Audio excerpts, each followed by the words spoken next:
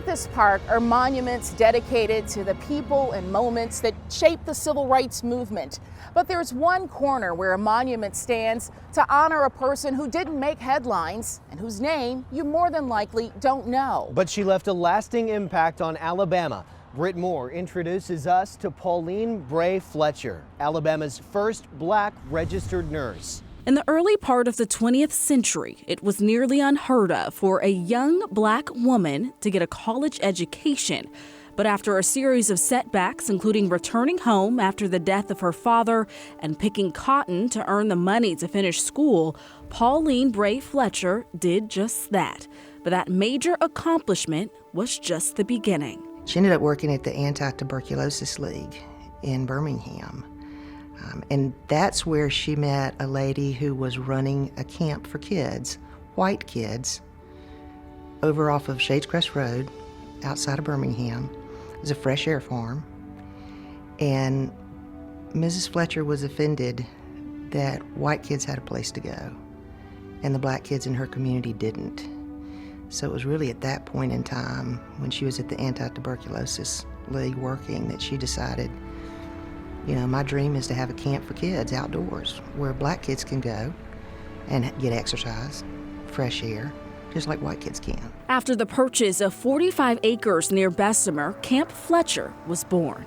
Camp Fletcher provided an outdoor experience for the entire black community. It was the only place like that at the time, so that people had church picnics there. Anytime they wanted an outdoor experience, that was usually where it was. Alma Powell spent time at Camp Fletcher as a young girl, even learning to swim in this creek on the property. The diving board was a big flat rock, and you didn't know any different, so it was fine. It was fine. For Fletcher, the camp was the realization of a dream, but it wasn't without hardship. Her primary early challenge was funding, but she wasn't afraid to ask for money, you know, and she had a lot.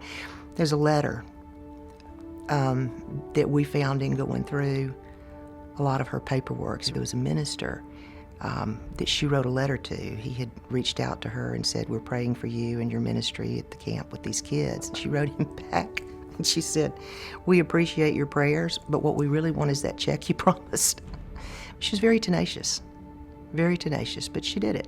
She did it. In 1947, Alma Powell's mother brought white women from New York into the camp to help train Girl Scout leaders. My mother always went off by herself. She had her own tent way back in the woods, and she woke up one night hearing men's voices and thought, what is that?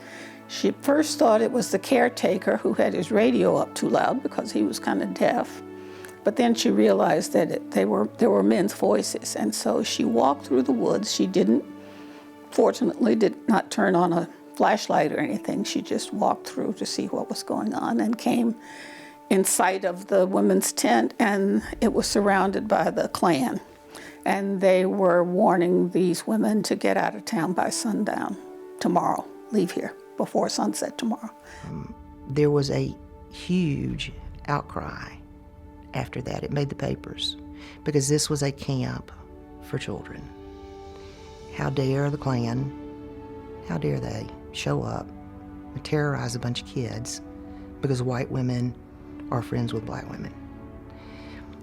There was a coalition of Birmingham leaders, Jews, Baptists, black, white collar, blue collar, that got together and said, this will not happen at a camp for kids. And one lawyer in particular drafted legislation to make it illegal to wear masks to intimidate. And Alabama became the first state to pass an anti-masking law because of what happened at that camp.